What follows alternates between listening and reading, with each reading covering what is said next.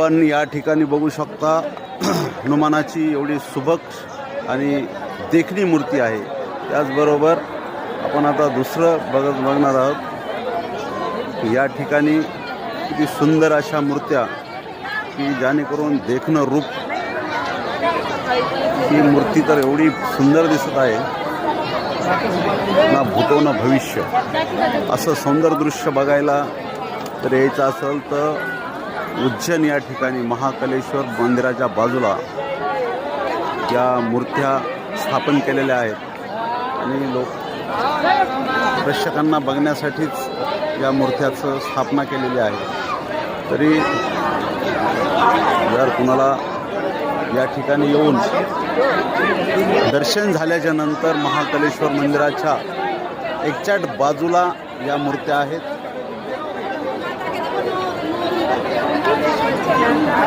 आपण आता दुसऱ्या मूर्तीच्या ठिकाणी आणि ज्या ठिकाणी सर्वात सुंदर असं दृश्य आहे ते म्हणजे या ठिकाणी स्थापन केलेलं उड्डाण पूल आणि या ठिकाणी कृष्ण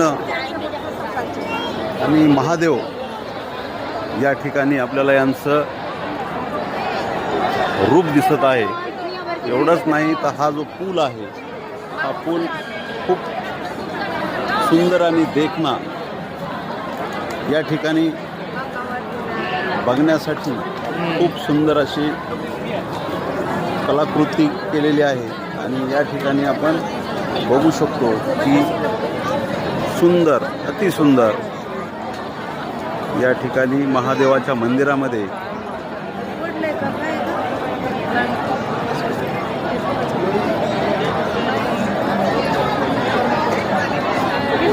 तर आपल्याला जर बघायचं असेल तर आपण महाकालेश्वर उज्जैन या ठिकाणी येऊन ही मूर्त्या बघू शकतो।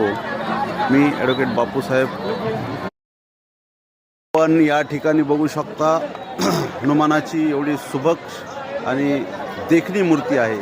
त्याचबरोबर आपण आता दुसरं बघणार आहोत। या ठिकाणी किती सुंदर अशा मूर्त्या की जेणेकरून देखणं रूप, ही मूर्ती तर एवढी सुंदर दिसत आहे ना भूतो ना भविष्य।